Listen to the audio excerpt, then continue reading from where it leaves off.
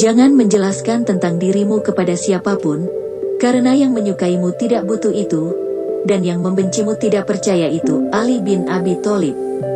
Perkataan beliau ini mengajarkan kepada kita tentang kebaikan suatu rahasia, sehingga kita semestinya tak perlu menjelaskan tentang siapa diri kita kepada orang lain, apalagi ke semua orang yang ditemui. Sebab, di zaman akhir ini kelakuan manusia makin jauh dari norma dan nilai agama, senang ketika temannya sedih atau celaka, iri dan dengki ketika melihat temannya bahagia.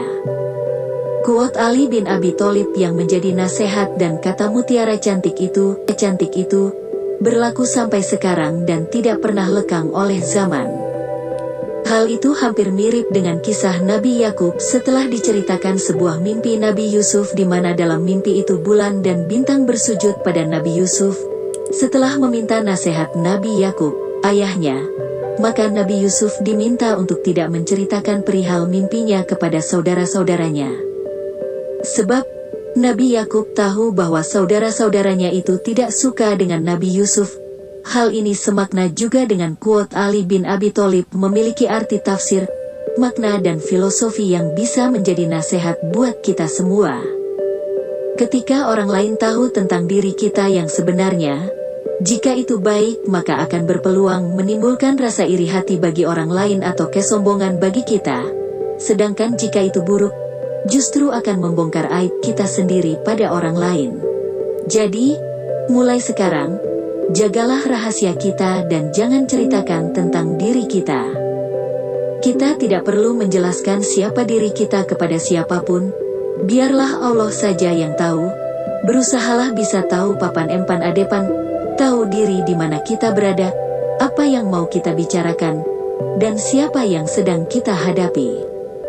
Teruslah semangat untuk menjadi lebih baik dengan hati mukhlis karena Allah. Cukup kita tahu saja, ada Allah bersama kita, dan Allah tidak akan pernah meninggalkan kita sendirian. Apapun masalah kita cukup kita tahu saja di tengah kesulitan kita, ada Allah bersama kita, ada Allah yang selalu siap membantu kita, dan ada Allah yang tidak akan pernah meninggalkan kita sendiri. Tentang rasa kecewa kita, rasa sakit kita, dan kesulitan yang tiba-tiba menjerat kita dalam derita saat ini, jangan jadikan itu semua sebagai alasan penghalang kita untuk bisa terus bersabar, bersyukur, dan bahagia. Ingatlah bahwa kita punya Allah yang maha segalanya.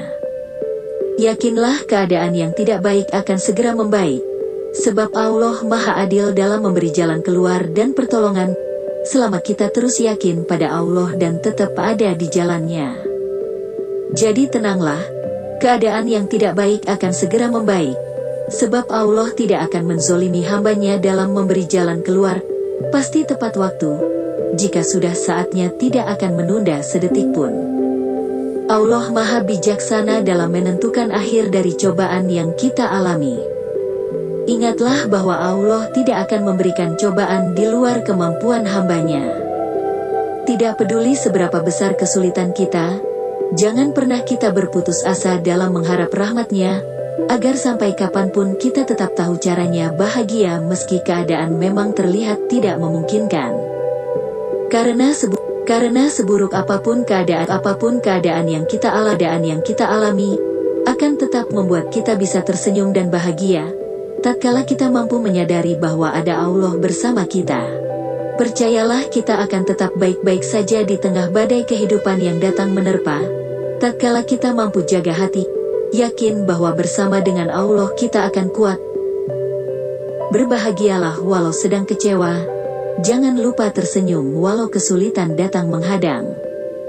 Jangan fokus pada kesulitannya tapi fokuslah pada solusi. Dan ingatlah bahwa kesulitan serta kemudahan itu, sama-sama Allah tuliskan sebelum kita diciptakan. Hanya Allah saja yang mampu menyelesaikan semuanya sesuai kehendak Allah, karena Dialah yang menentukan semua takdir kodo dan qadar sendiri. Solusi pertolongan dan kemudahan terbaik pasti juga ada pada Sang Pembuat takdir. Dialah Allah pencipta beberapa langit dan bumi dengan segala isinya.